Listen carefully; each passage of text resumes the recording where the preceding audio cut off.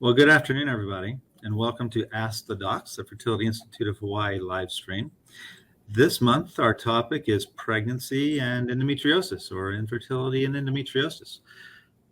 Thank you for joining us. We have a lot of good information to share for you. We're with you, and if you have questions, please chime in, let us know what they are. Again, my name is Dr. John Fraterelli, and I'm here with my two partners, Dr. Anat Carmone and Dr. Emily Goulet. Welcome. Hello. I guess, who wants to start off by just describing what endometriosis is and why it's important? I can start. I can take that one. So endometriosis is the growth of the endometrial tissue, the stromas and the glands and the stroma in places where it doesn't belong. So typically we think of this tissue growing on the inside of the uterine cavity, but sometimes it can grow on top of the uterus or in the uterine muscle. We call that adenomyosis. Or it can grow on other places within the pelvis, like the fallopian tubes, the ovaries, or even the bowel and the bladder. Now, those are the most common areas that we see endometriosis, but endometriosis has actually been reported on almost every organ on the human body in some case reports.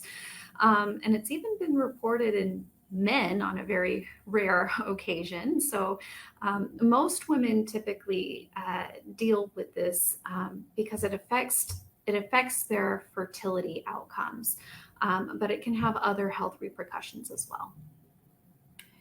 The interesting thing is that we're not quite 100% sure what the pathophysiology is or why this exactly happens. The thought is that, at least for women, that there's kind of backwards flow of menstrual tissue through the fallopian tubes, and then that menstrual tissue then implants in kind of those places in the uterus. And that makes sense, or not just in the uterus, sorry, in the pelvis, what I meant to say. And that makes sense because the majority of endometriosis is along the fallopian tubes and ovaries, the cul-de-sac, kind of where these things will spill out. But there's also been endometriosis reported in the brain and almost every part of the body. And so it seems like maybe there is some spread through blood, but very, very unclear. And then even reports, oddly enough, in men, as Dr. Goulet mentions, where, who are not menstruating. So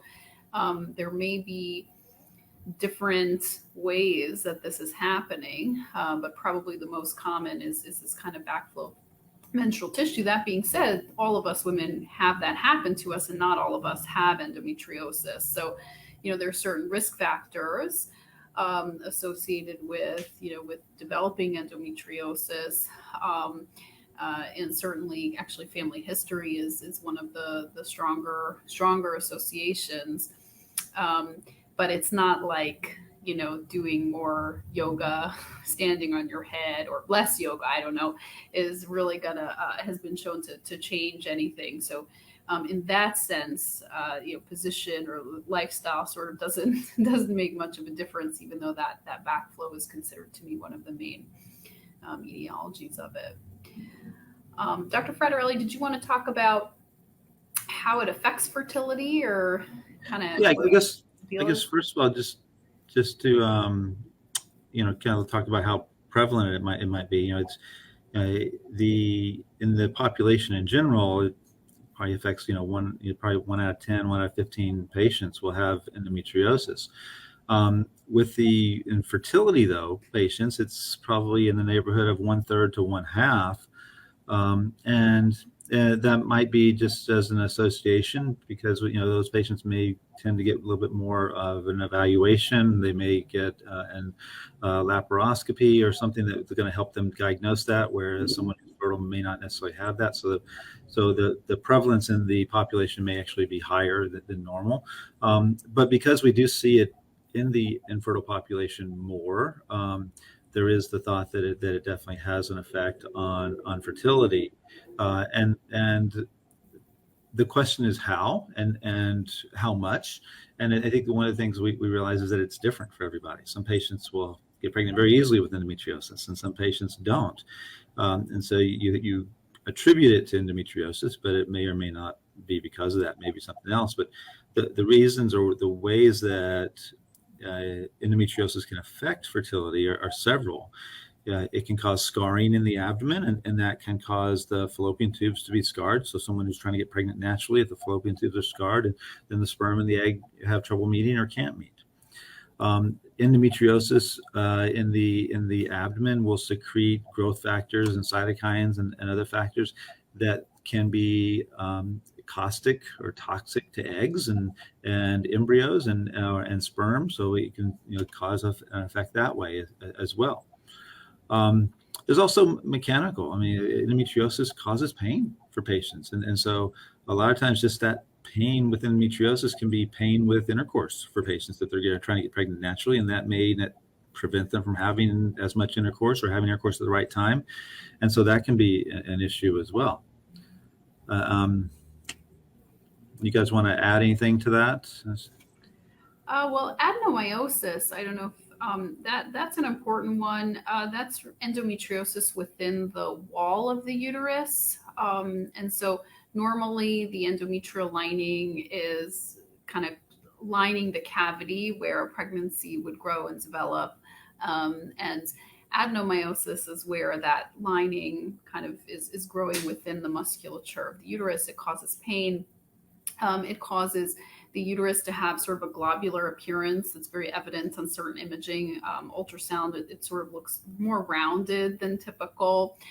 Sometimes you can have discrete kind of lesions or discrete adenomyoma benign tumors where, it can look almost like a fibroid, like a big, ball within the uterus. And it's actually kind of just consists of this endometrial tissue lodged within there, or you can have kind of a diffuse adenomyosis where the uterus just looks globular, but there's no real discrete lesions.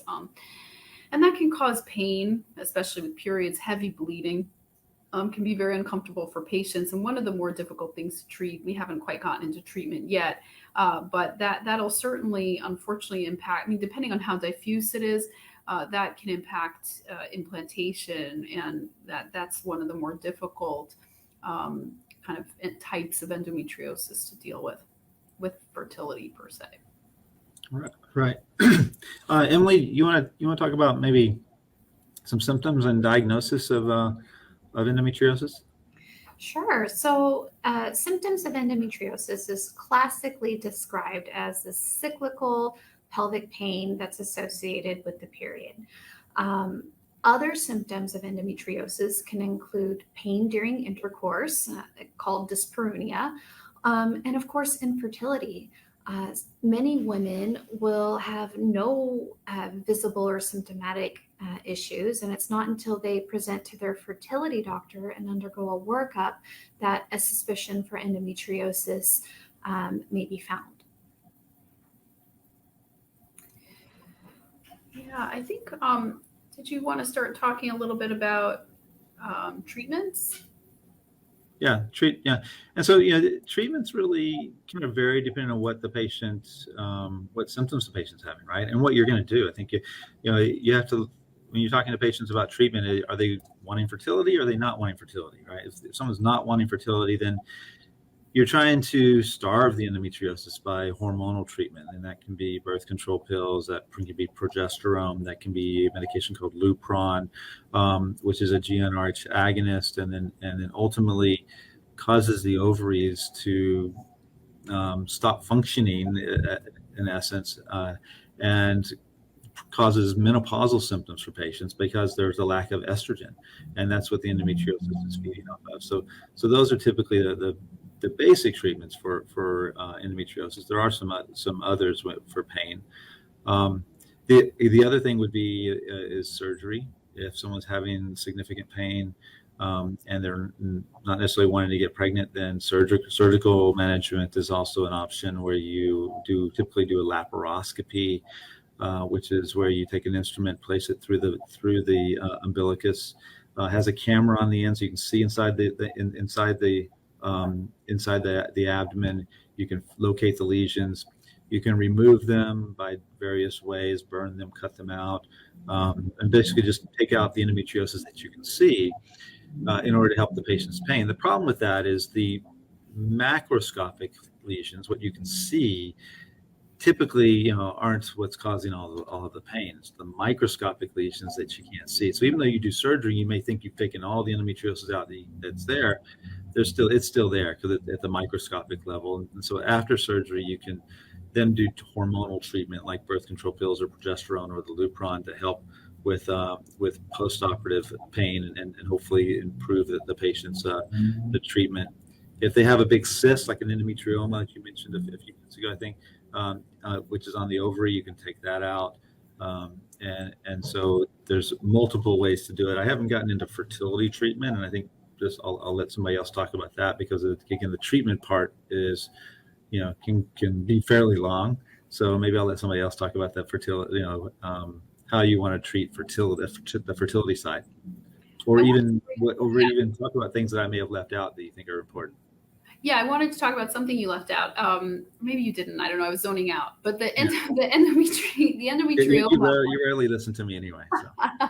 Yeah, the endometrioma part. So there was kind of somewhat of a debate in the literature, and I think things have changed over the course of the last few years about whether or not to take out an endometrioma kind of before fertility treatment, or leave it in, or what exactly to do with that. So the consensus at this point really is that if it's a very large endometrioma causing a lot of pain, or causing us a lot of difficulty accessing that ovary, or if we're not sure it's an endometrioma, maybe it's cancer, we don't know, then removing it before doing treatment is wise. But for most endometriomas, especially smaller ones under 5 centimeters, the thought is that we should be leaving those in, doing fertility treatment, and then worrying about them later. And the reason for that is that there's pretty good evidence that removing endometriomas, no matter how careful we are, does kind of damage some of the underlying ovarian reserve.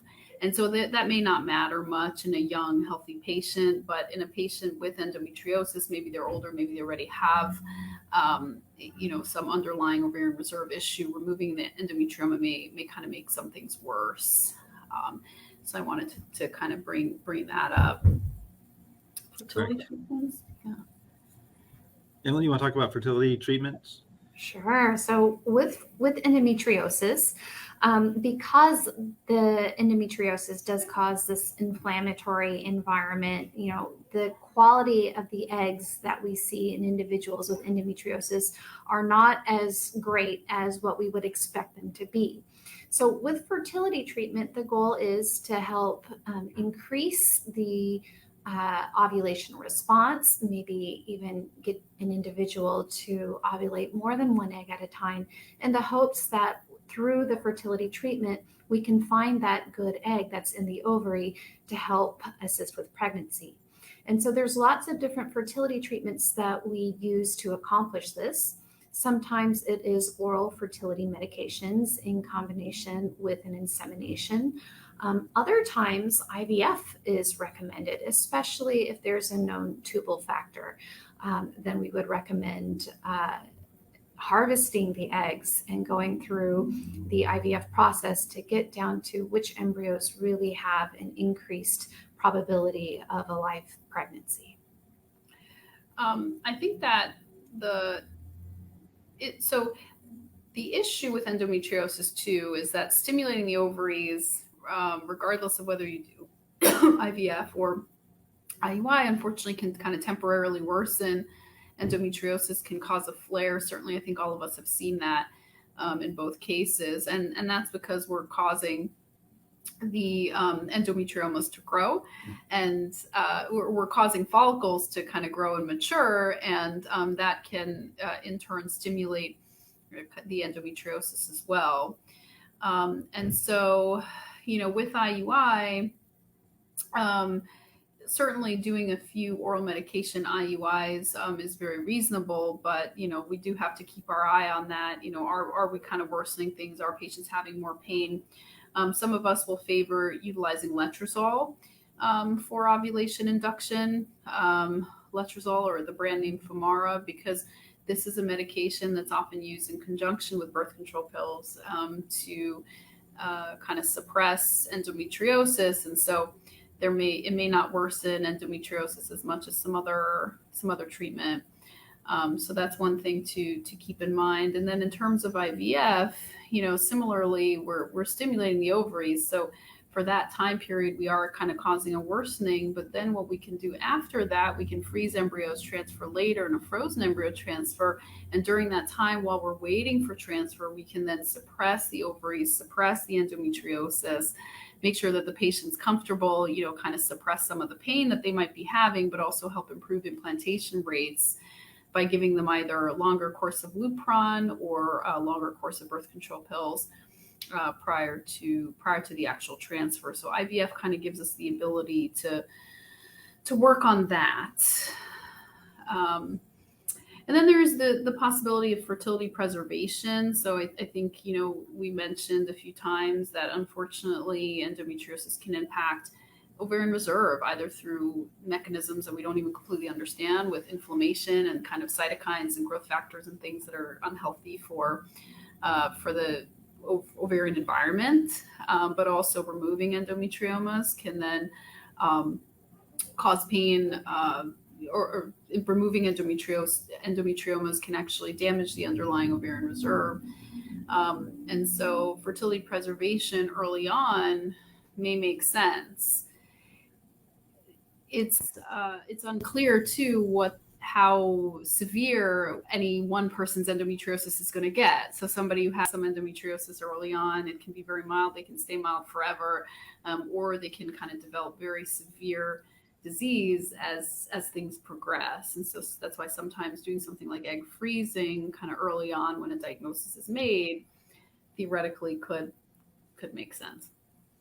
I think one thing to realize is that a lot of our patients may have endometriosis, and we don't know it because unless you've done a laparoscopy, you may not know that it's there.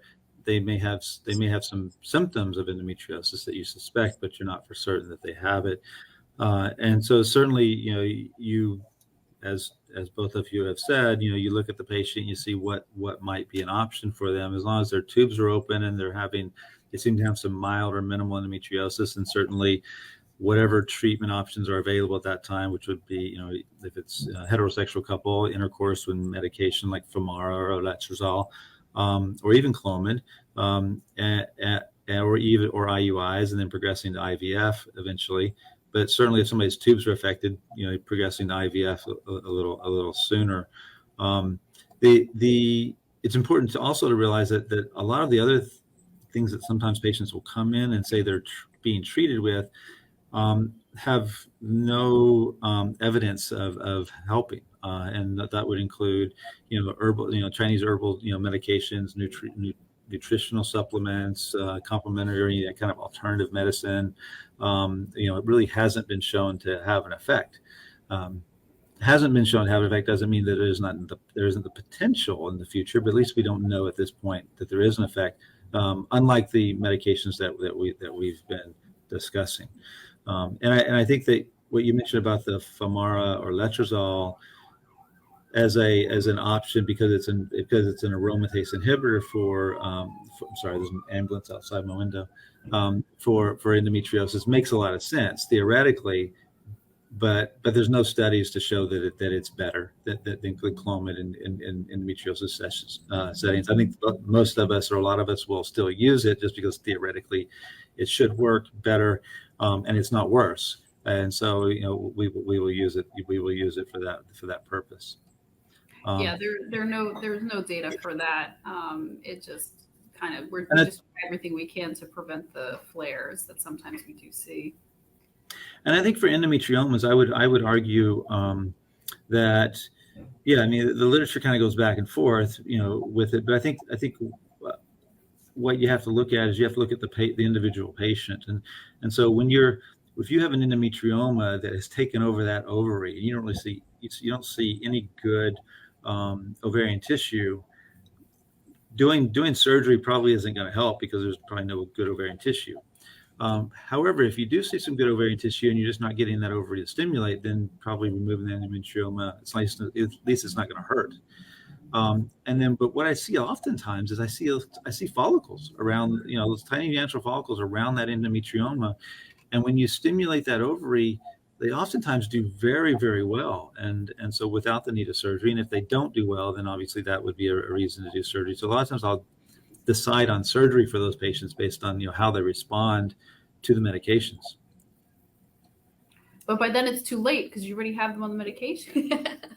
What do you mean? Well, but I think you have to initially look at the patient and give your best guess as to what you need to do, right? And certainly if you think you need surgery, you can do it, but surgery really hasn't been shown to help patients Right. Prior to IVF. Yeah. And so it's rare that you're going to do surgery and help a patient before IVF. And so for that reason, that's usually not going to be something I would do first, unless somebody's having significant pain. If they're having significant pain, then that's different. But if that's exactly what I said. Okay, yeah, but most of the time, just stimulating the ovary, you're really surprised at how many follicles will actually will be there and grow with the stimulation. Along those lines, just because it came up today for me, I had a patient ask, well, I've got tubal damage from my endometriosis. Is this something that can be surgically corrected? The internet or other doctors have mentioned that it may be possible to recannulate or to open up the tubal occlusion and to try to repair the fallopian tubes. Tubal surgery has really fallen out of favor for the majority of circumstances, and it's because the fallopian tubes don't do very well when it comes to surgery. The whole process, similar to the ovaries, of repairing them can stir up more inflammation and more scarring. And what we have found is that while there may be a very short-term benefit, oftentimes the fallopian tubes will scar right back down again. And so for that reason, IVF is still the gold standard of treatment for tubal damage as a result of the endometriosis. I was going to ask you, Emily, since you're the youngster here, how many tubal surgeries you've done for tubal disease? Oh my goodness! I would guess none, but I might be right. I might not be wrong. Few years. So there would be times I would do laparoscopy for endometriosis, and we would find that clubbed fimbria. So where the fallopian tube opening has completely scarred over, and we would make attempts to open it back up. And then we would follow up in several months with an HSG to see if those attempts were successful. And sometimes they were, but when we continued the long-term surveillance for those individuals, we would find that, similar to what the data suggests, those fallopian tubes, because they are in that inflammatory environment, they scar right back up again. And even though we were able to repair it for a short period, we weren't able to achieve pregnancy in that time, and they just scarred back closed again. So it's been a few years, but I used to do them. Certainly during my residency and fellowship, 20 years ago, we did a lot of them, right? Because we weren't doing much IVF. IVF was in its infancy. It wasn't as successful as it is right now. And that was really the only thing we had to offer patients. But you're right, it just doesn't work. Or it works, the chance of it working is very, very low. And so it's not something that is offered very, very often now. So Dr. Fraterelli, how come we don't do laparoscopies on every patient to check to see if they have endometriosis or not? Because we used to do that. So why don't we do that? So part of the when I was learning, when I was in my fellowship, part of the infertility evaluation was a laparoscopy. But just to see if there are any pathology in the abdomen. But now, because ultrasounds are so good and we can pick up things that we couldn't pick up before, that's one reason we don't do it. The other reason is endometriosis, surgery for endometriosis, and then treatment with fertility hasn't really been shown to be effective. So, just diagnosing somebody with endometriosis, and then it doesn't really change your treatment algorithm for them, whether they have it or not. And so for that reason, laparoscopy isn't recommended. Again, unless you clearly see another reason for it. Somebody's having significant pain, you see something on the ultrasound that looks really odd or really suggestive of something that you may need to take out, like, potentially a tumor or cancer. It's really not something that we do these days. I think we have some questions here about foods and exercise, which may help with endometriosis. And there are a number of kind of studies looking at this, and kind of looking at associations between various types of diets, as well as exercise, endometriosis, and there isn't really anything surprising there. So typically, it's being overall healthy, and having an overall healthy diet may have some improvement, but again, most of the studies just see very mild associations, and there are no major causal links there. The mainstay of therapy for endometriosis really is suppression of the ovaries, and so that's not really, diet or exercise related. I mean, it's mainly, if you're not trying to get pregnant, it's mainly going to be birth control pills, Lupron. There are some newer therapies. There's something called Oralissa or surgery. And if you are trying to get pregnant, then things like IUI, IVF to achieve pregnancy. And then after that, suppressing the ovaries or doing surgery if needed. So diet and exercise in particular, I mean, there are some diseases where diet and exercise are they're everything, right? Diabetes, type 2 diabetes, everything. Diet and exercise is going to change your life if you are a diabetic. But that's not so much the case with endometriosis, really.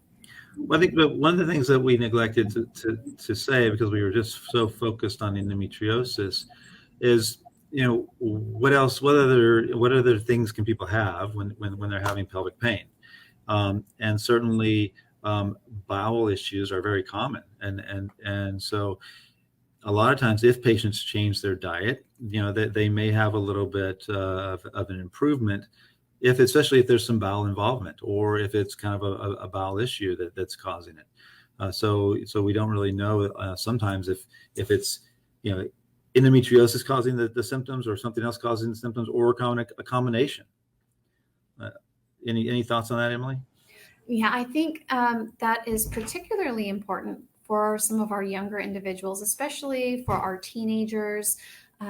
If the pain is getting to be so bad where it's debilitating and our teenage daughters aren't able to go to school, at this point, it would warrant, I think, a further evaluation and a diagnostic scope to evaluate whether or not is it truly endometriosis, or is it something else that needs to be addressed. We don't want to let anything serious, if it's serious enough to keep a person home from work or school, we need to get down to the bottom of what that diagnosis is. Let's see here. Another thing I wanted to bring up briefly, as Dr. Carmone had mentioned, is that Oralissa. I know it's one of the newer medications on the market for endometriosis, and there's a lot of good data that we are receiving from women who have been on that medication. Anecdotally, I can say that I've had some patients who have been on other types of suppression that did not work very well. But that Oralissa may have been the magic bullet. Now, the one thing I do caution my patients on is pregnancy is still not approved while on that medication, even though there have been case reports of pregnancy on that medication. It's still not something that we recommend a patient try to pursue fertility-wise while they are on that medication. Exactly. And I forgot to mention Oralissa earlier. I guess we were talking about endometriosis and a lot of fertility kind of treatments. I guess one of the things to realize too is that pregnancy is really one of the biggest cures for or treatments for endometriosis, right? Because you don't have the ovaries producing estrogen during that time, and so that is one of the best treatments for endometriosis, and so certainly that's always our hope for our patients who are presenting to us with endometriosis and fertility issues. Along those lines, we just had a question. If you do have endometriosis and if you get pregnant, does that endometriosis pose any risk to the pregnancy? And right now, there is no data that supports that there is any harm to the fetus if you are a pregnant woman with endometriosis. And what we are very fortunate to see is that, as Dr. Fraterelli was just saying, that endometriosis often improves throughout that pregnancy. Yeah, but there are data showing that for patients with endometriosis, I mean, there is a negative impact on pregnancy outcome, and it might just be because of the disease, not necessarily what's happening during the pregnancy, but there is an increased risk of preterm labor. There was a meta-analysis, which is a conglomeration of studies where they take a bunch of small studies and put them together as a larger study as kind of a review. And, that showed that patients who had endometriosis, there is an increased risk of previa, C-sections, preterm labor, low birth rate. So those are all kind of common things, though, for most patients that have some kind of other pathology. So if you have patients with diabetes and high blood pressure and all other things, other diagnoses also kind of have those increased risk as well. But overall, the risk is very low. Do we miss any other questions that we had over there? No, I think that was it so far. There is a actually I have my screen, I can see it a little easier.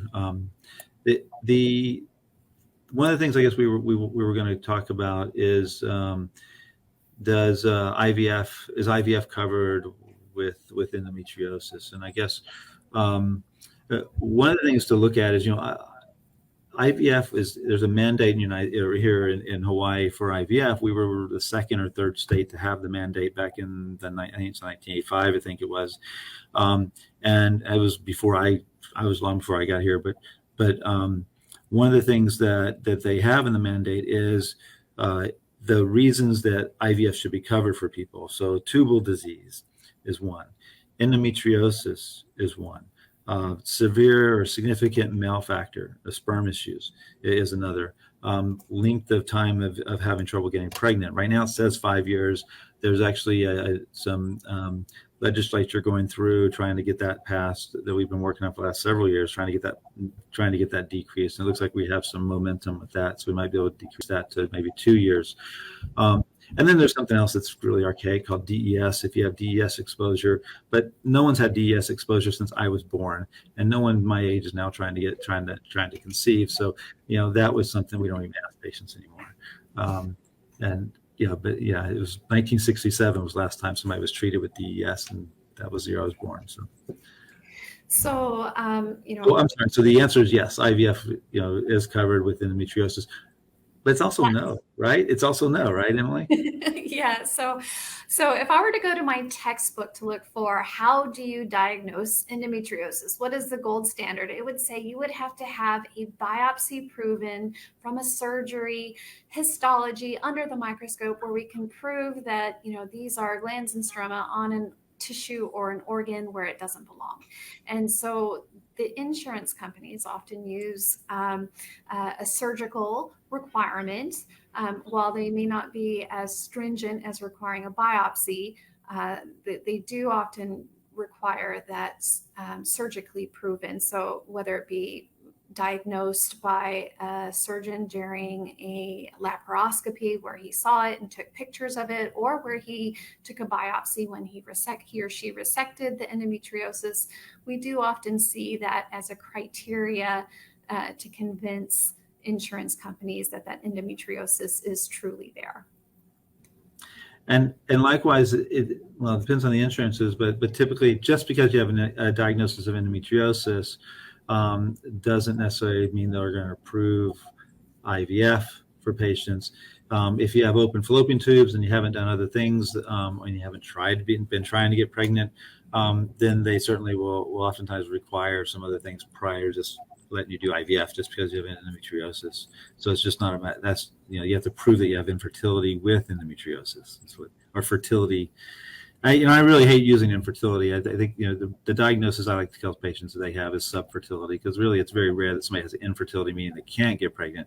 Most people have subfertility, meaning that they just need some kind of help, assistance or time to have success.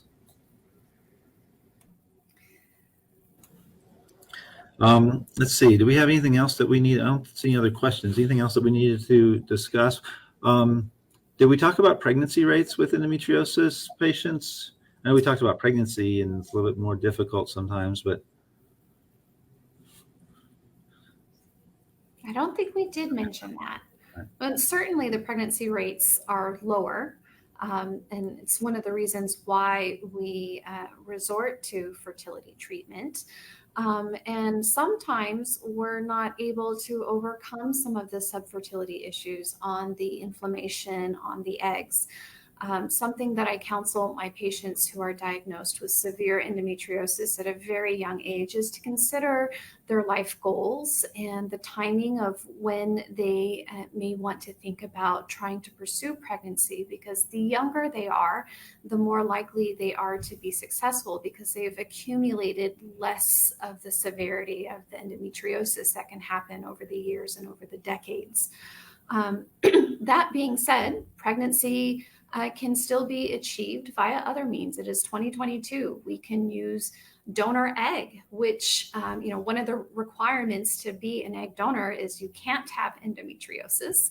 And so those eggs are very high quality. And we find that when we use donor egg and transfer them into a woman who has endometriosis, we see much higher pregnancy rates than compared to using a woman using her own eggs when she has endometriosis. There's a question there about endometriosis being more common in age groups and ethnicities. Endometriosis, unlike some other diseases, it does have a different prevalence as far as when you look at different ethnicities that may be associated with it. I think, when you look at like fibroids, for instance, the Black patients will have a higher incidence of fibroids. We see that all the time. But with endometriosis, the prevalence is higher in the white and Asian women compared to the Black or Hispanic women with for endometriosis. So it is something that is not more prevalent in certain ethnicities that like fibroids and other things. As far as age, it's something that I think that is more prevalent as you get a little bit older, because and the question is it really because you're how it's what the cause is, because of the retrograde menstruation, or is it because more people are intending to get laparoscopies or something in their 20s and even 30s as opposed to teens? It's hard to know exactly why that is, but it seems to be that the prevalence does increase, just slightly as definitely as patients get older, past their teens and early 20s. We just had another question here. Can endometriosis transfer to the embryo? From what I understand of the question, no, it cannot transfer to the embryo. You don't need to worry about passing on the endometriosis or having endometriosis. Well, there is a familial factor, but you cannot transfer your endometriosis from your body to the embryo that is being grown in culture and transferred into the uterus. So, that's question. The answer is no. But that's a great question. I think the reality is anything that's genetic can certainly be passed along because it's in the genes, right? But anything else, it really isn't going to be. And one of the things that we always look at is pelvic infections. So HIV, hepatitis, gonorrhea, chlamydia. None of that has ever been shown to pass by with an embryo. If whether even the male or the female or the egg or the sperm source had that at the time that they were undergoing the treatment, it's never been passed to an embryo or to the person that received that embryo. Okay, so it's not on the embryo at all. And certainly, but like endometriosis, if whatever genetic component, fibroids, whatever genetic component, that certainly can then genetically pass on. These are some great questions. I know. Are we missing any others there? I think they're all. No, I think. Well, do you have any thoughts you want to end with, Emily? And I do appreciate you kind of pushing Carmona out of the way so you and I. I know Dr. Carmona regrets that she can't. She had to step out.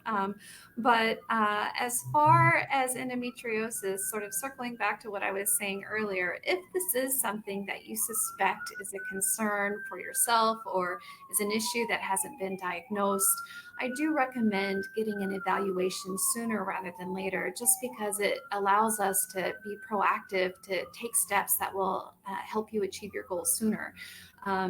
There are many women that, they suffer silently because they don't want to complain about how bad their cramps are, and only to find out years later that there is something that we could have done to help improve their discomfort, as well as to help improve their fertility, or at least make attempts to try to prevent the severity and the progression of this endometriosis. And so if you are actively trying to conceive and you suspect you have endometriosis, reach out sooner rather than later so that we can get down to the bottom. Has it affected the tubes?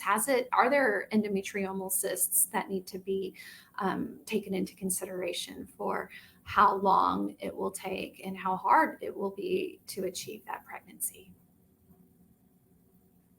Oh, we have one more question. Let's do that. Yes. Is IVF the #1 recommended way to become pregnant, or is it worth to try other methods? I individualize my treatment for every patient. Every patient or couple, they bring different issues to the plate, and so we have to consider, I think, everything that's going on. IVF has, in many circumstances, become the gold standard as the fastest way we can achieve pregnancy, and sometimes the safest way that we can achieve a healthy pregnancy. Some of the other fertility treatments that are available, and which we still do and use, have a much higher incidence of multiple gestations, so twins, triplets, or more, and we can really control for that and reduce the number of multiple gestations, so aiming for a singleton pregnancy when we do IVF. So it's often quite a bit safer.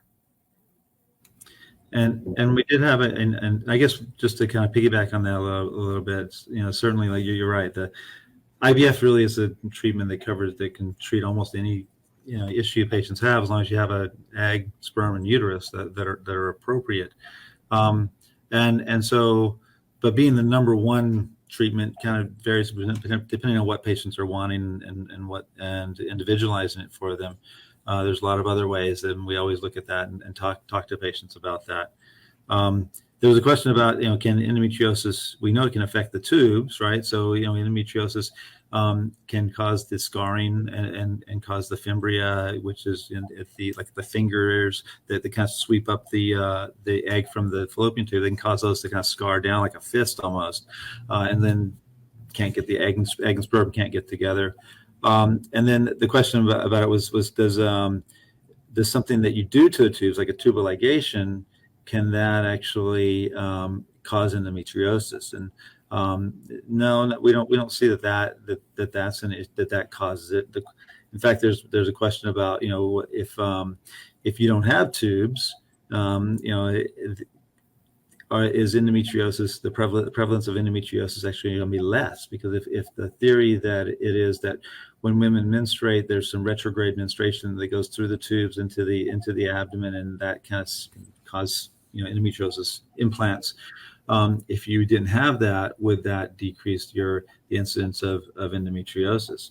And I think the thought is probably yes, but the reality is by the time you diagnose somebody with endometriosis, it's too late, and so that's certainly not a treatment that's ever offered or thought about.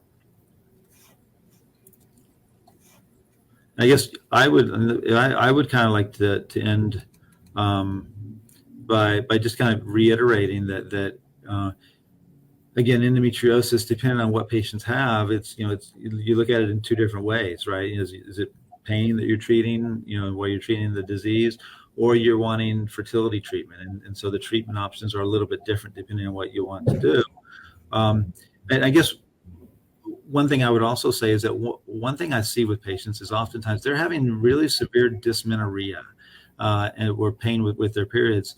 And that's always a big concern, right? When we're treating them, and if they don't get pregnant, they have a period, and that's going to cause their menstrual pain.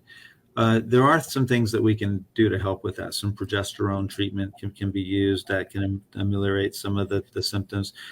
For patients undergoing IVF, I will put them on a high dose progesterone right after the IVF cycle, before they have their menstrual cycle, to help decrease the menstrual type pain that they would normally have. So we definitely do look at that and try to help patients with their symptoms as much as possible as they're going through the process. Well said, Dr. Federelli. All right. right. Well, I think that wraps up the majority of what we have to talk about today. As always, thank you for tuning in and for all of the great questions that you guys have piped up during our session today.